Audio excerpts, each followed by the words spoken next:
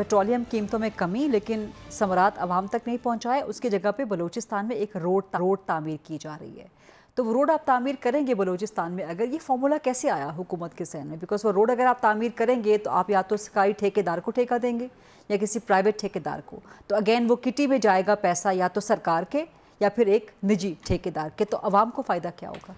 बिस्मिल्लाहिर्रहमानिर्रहीम। देखें, आप जो बात कर रही हैं, वैसे तो प्रोग्राम शुरू, आप जो बात कर रही हैं कि वो किसी ठेकेदार को जाएगा, तो आप ये अज्यूम कर रही हैं कि वो रोड नहीं बनाएगा और वो जो है वो सारा जेब में डाल के कहीं रफू चक्कर हो जाएगा। हाँ। तो देखें, ऐसे नहीं होता। वो अब रोड बनेगी और इसको वफाक जो है वो ट्रैवल अवाम करेगी, उस पर ट्रैवल अवाम करेगी। देखें, वैसे भी बलूचिस्तान, लेकिन जो पैसा है वो तो सरकार के खाते में जाएगा या निजी मैं इसकी आपको देखें, हमारे अब जो हकीकत है वो ये है कि बलूचिस्तान जितना बड़ा है और NFC के मुताबिक और 18वीं तरमीम के मुताबिक जो उसको फंड्स मिलते हैं वो आबादी के लिहाज से है, और लेकिन उसके बावजूद जो वहाँ के इश्यूज़ हैं, जो प्रॉब्लम्स हैं, वो आपके सामने हैं। जो महरूमियत है वो आज भी एग्जिस्ट करती है।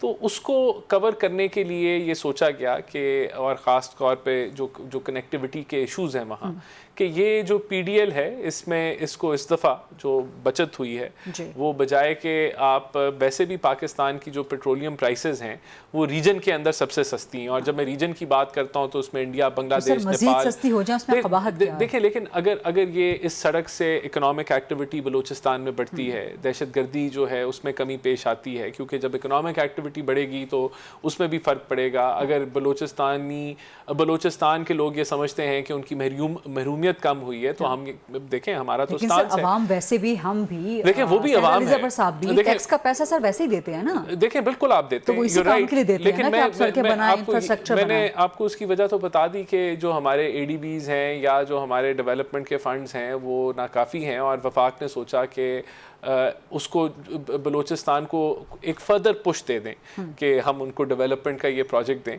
तो ये इस सोच के साथ कैसे आया हुकूमत के जहन में? सर, आप आवाम को समरात पहुंचाते हैं, आवाम आपको मजीद दुआएं दे, वोट मिलेंगे आपको मजीद? देखें, यही तो बात है ना कि हमने वो जो शॉर्ट टर्म गेन था कि हम इसको कम करें और एकदम से कहे जी हमारा पेट्रोल सस्ता हो गया, उससे बेहतर है कि इस पैसे को हम वहाँ इन्वेस्ट करें जिसके लॉन्ग टर्म बेनिफिट्स। लेकिन अल्टीमेटली वो पैसा सरकार के किटी में जा रहा है। किटी में नहीं जा रहा। देखें, वो अवाम के ऊपर लग रहा है। उस सड़क के ठेकेदार को देंगे तो वो सरकार की किटी में जाएगा। नहीं, देखें, सरकारी ठेकेदार ने उसको उसके जगह बजरी लेनी है, उसकी जगह लुक खरीदनी है, कोई बजरी वाले को जाएंगे पैसे, कोई लुक सप्लाई करने वाले को जाएंगे, जिसने उस पर ट्रैक्टर चलाना है उसको तनख्वाह मिलेगी।